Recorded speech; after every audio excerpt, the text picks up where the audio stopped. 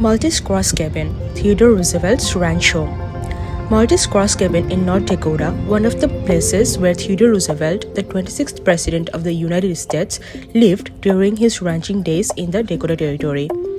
What I found most interesting is that this cabin was originally a temporary home for Roosevelt when he was in his mid-20s. At that time, he divided his life between New York City and his ranches in the Badlands. Roosevelt later said that his experiences here helped shape his character and his love for protecting nature and wild places. The cabin itself is quite unique. It was built during the winter of 1883 to 1884 and featured a steeply pitched roof, sturdy ponderosa pine logs, a sleeping loft, 3 rooms, a roof cellar, and even 2 coal-burning stoves.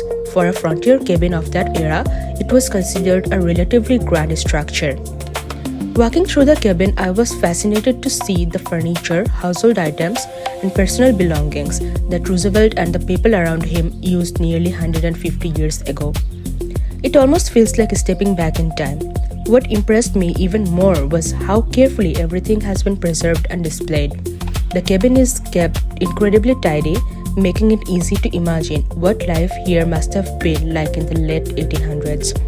It's amazing to think that the young rancher who once lived in this remote cabin would later become one of America's most influential presidents and a champion of conservation, helping establish national forests, parks, and wildlife reserves.